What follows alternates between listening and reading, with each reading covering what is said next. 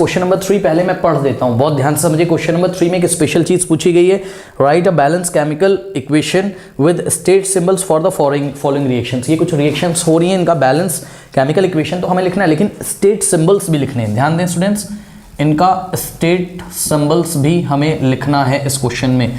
अब ये state symbols क्या होते हैं, मतलब आपको लिखना है कि भाई आपने सॉलिड लिया कि गैस लिया कि सॉल्यूशन एक्वस बन रहा है कि कैसा बन रहा है, सॉलिड सॉल्यूशन बन रहा है। सॉलिड सॉल्यूशन का मतलब आपको कोई प्रेसिपिटेट मिल रहा है, तो ये सारी बातें आपको यहाँ पर बतानी है, ठीक है ना। तो आइए करते हैं बच्चों, फर्स्ट रिएक्शन है थर्ड का फर्स्ट क्वेश्चन कह रहा है कि सॉल्यूशन ऑफ बेरियम क्लोराइड। अब ध्यान दें, सॉल्यूशन ऑफ बेरियम क्लोराइड। एक बात मैं सभी बच्चों को बताना चाहता हूँ कि जब भी वो आपको केमिस्ट्री में क्लास 10th में बोल रहा है कि सॉल्यूशन ऑफ बेरियम क्लोराइड, तो ये जो सॉल्यूशन बनाया गया है ना किसका, बेरियम क्लोराइड का, तो पता है सॉल्यूशन किस में बनाया गया होगा, बताइए।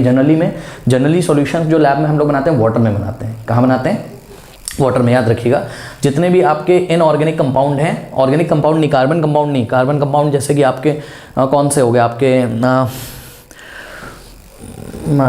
ऑर्गेनिक कंपाउंड में आपका आगे जैसे बेंजीन, ठीक है ना, बेंजीन C6H6। तो ये जो ऑर्गेनिक कंपाउंड होते हैं, इनके जो सॉल्वेंट होते हैं, सॉल्वेंट मतलब समझो, देखो सॉल्यूट सॉल्वेंट क्या होता है, सॉल्यूट क्या होगा आपका, सॉल्यूट आप जिसको मिलाते हो, सॉल्वेंट जिसमें आप मिलाते हो, सॉल्यूट जैसे शुगर, सॉल्वेंट जैसे वाटर, तो सॉल्यूशन बन जाएगा, ठीक है। तो इसी तरीके से बेंजीन को आप वाटर में नहीं मिलाओगे, बेंजीन क्या है, ऑर्गेनिक कंपाउंड है, ऑर्गेनिक कंपाउंड नॉन पोलर होते हैं, ठीक है।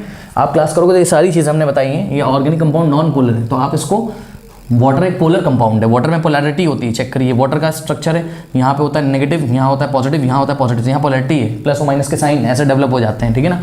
तो आप बेंजीन को उठाकर वाटर में नहीं डाल सकते हो, तो वही मैं आपको बता रहा हूँ कि आप यहाँ पर बेंजीन क्या है, एक ऑर्गेनिक कंपाउंड है, ठीक है ना। यहाँ पर ये बताइए बेरियम क्लोराइड कोई ऑर्गेनिक कंपाउंड तो है नहीं, ऑर्गेनिक कंपाउंड मतलब जिसमें आपको कहीं ना कहीं कार्बन देखने को मिले, आप इस तरीके से समझ सकते हो। तो बेरियम क्लोराइड में हमें कार्बन तो देखने को मिल नहीं रहा है, तो आपको मोटी मोटी बात ये समझनी है यहाँ पर कि जब भी वो आपको सोल्यूशन बोले, बेरियम क्लोराइड का सोल्यूशन बोल रहा है, मतलब वाटर में सोल्यूशन बनाया गया होगा। कैसे बनाया होगा, वाटर में। ये आपको क्या किया आपने, देखिए बेरियम क्लोराइड सॉलिड लिया, उठा के पानी में ऐसा डाला और ऐसे मिक्स कर लिया, ठीक है। इसको हम बोलेंगे aqueous solution of barium chloride. क्या बोलेंगे, aqueous solution of barium chloride. जब भी वाटर के साथ सॉल्यूशन होता है तो हम उसको एक्वस सॉल्यूशन बोलते हैं, ठीक है। तो आइए बेरियम क्लोराइड का फॉर्मूला बनाते हैं। सभी स्टूडेंट्स को पता है कि बेरियम पे चार्ज कितना होता है, 2+, और क्लोराइड पे चार्ज होता है, मतलब क्लोरीन पे चार्ज होता है -1, उसको हम क्लोराइड आयन बोलते हैं, Ba2+ Cl-, ठीक है। नहीं याद है तो याद कर लीजिए, barium ion Ba2+, chloride ion Cl-। Formula बनाइए, 2 इधर चला जाएगा, 1 इधर चला जाएगा, तो क्या बनेगा, Ba1 इधर आएगा तो Ba1 और Cl के नीचे आएगा 2, तो Ba1Cl2, 1 लिखा नहीं जाता है इसलिए फॉर्मूला बनेगा क्या, BaCl2। तो ये बन गया आपका BaCl2, ठीक है। और सॉल्यूशन वाटर के साथ बनाया गया होगा, तो इसको हमने लिखा एक्वस। इसको हमको रिएक्ट कराना है किसके साथ, सोडियम सल्फेट के साथ। अब सभी बच्चों को पता है कि सोडियम आयन का जो फॉर्मूला होता है वो होता है Na+ और सल्फेट होता है आपका SO4 2-, 1 इधर जाएगा और 2 आएगा इधर, तो जो फॉर्मूला बनेगा वो बनेगा आपका Na2, Na के नीचे 2 आएगा और SO4 होल 1, ठीक है। अब होल 1 तो लिखा नहीं जाता है, 1 तो लिखा नहीं जाता है, तो Na2SO4 आपका फॉर्मूला बन गया किसका, सोडियम सल्फेट का। तो Na2SO4 बन गया आपका फॉर्मूला किसका, सोडियम सल्फेट का, ठीक है। इन वाटर, आप ध्यान से करिए, जब उन्होंने बोल दिया इन वाटर, इसका मतलब बच्चों सोडियम सल्फेट को भी उठा के आपने पानी में ही डाला होगा, ठीक है ना। बेरियम क्लोराइड का एक्वा सॉल्यूशन लिया, मतलब बेरियम क्लोराइड का सॉल्यूशन वाटर के साथ पहले ही बना हुआ था, और उसी में उठाकर आपने थोड़ा सा सोडियम सल्फेट डाला, थोड़ा सा पानी भी डाल दिया, ठीक है। तो ये भी कहीं ना कहीं वाटर में ही बन रहा है, तो एक्वस यहाँ पे भी लिख देंगे। अब आपको मिलता क्या है, to give insoluble barium sulphate and the solution of sodium chloride. समझिए, आपको इनसॉल्युबल बेरियम सल्फेट मिलता है, इनसॉल्युबल मतलब प्रेसिपिटेट मिल जाएगा आपको, वो घुला हुआ नहीं मिलेगा। सुनिए, देखिए जैसे यहाँ पे बोल रहा है solution of sodium chloride, sodium chloride का सॉल्यूशन का मतलब समझते हो आप, सोडियम क्लोराइड क्या होता है, NaCl, टेबल सॉल्ट, नमक जो आप खाते हो, नमक को उठा के पानी में मिलाइए कभी, देखिए आपको कुछ नहीं दिखाई पड़ेगा वहाँ पर, है ना, एकदम क्लियर सॉल्यूशन दिखाई पड़ेगा, तो उसको हम बोलते हैं सॉल्यूशन ऑफ सोडियम क्लोराइड। हम बोलेंगे सोडियम क्लोराइड सॉल्युबल हो गया वाटर में, लेकिन यहाँ पर बेरियम क्लोराइड जो सॉल्युबल नहीं होगा, उसका प्रेसिपिटेट आपको वहाँ पर दिखाई पड़ेगा, ठीक है ना। तो आपको बनाना क्या है, बेरियम सल्फेट बनाना है। अब बेरियम सल्फेट का फॉर्मूला बनाइए बच्चों, Ba पे होता है 2+, SO4 पे होता है 2-, 2 इधर आएगा, 2 इधर आएगा, तो क्या आ जाएगा Ba2SO4 होल ट्वाइस। अब देखिए 2 से 2 कैंसिल हो जाएगा, तो BaSO4।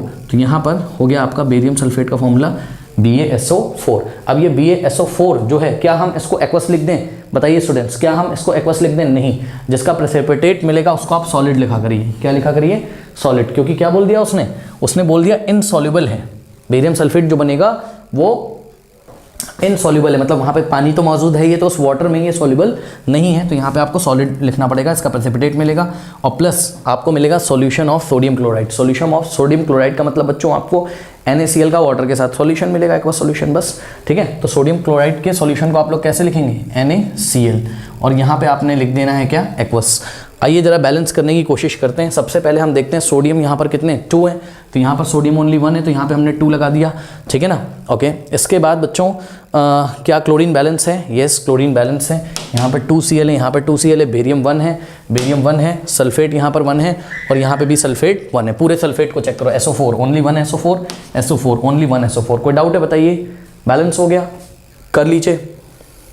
फ्रेंड्स क्वेश्चन नंबर 3 का पार्ट 2A, ठीक है ना, कह रहा है कि sodium hydroxide solution in water. अब देखिए sodium hydroxide solution in water का क्या मतलब है, अगर नहीं भी बोलता ओनली बोल देता सोडियम हाइड्रोक्साइड सॉल्यूशन बोल देता तो हम समझ जाते हैं भाई सोडियम हाइड्रोक्साइड को पहले वाटर में मिक्स किया गया है, सॉलिड सोडियम हाइड्रोक्साइड को वाटर में मिक्स किया गया है तो सोडियम हाइड्रोक्साइड का सॉल्यूशन बनेगा। अब सोडियम हाइड्रोक्साइड तो सभी बच्चों को बनाना आता होगा, सोडियम पे होता है +1 और हाइड्रोक्साइड होता है OH- 1 इधर आएगा 1 इधर, तो फॉर्मूला बनेगा सोडियम हाइड्रोक्साइड का NaOH, क्योंकि वाटर में सॉल्यूशन है इसलिए हम लोग क्या लिखेंगे, एक्वस, करेक्ट।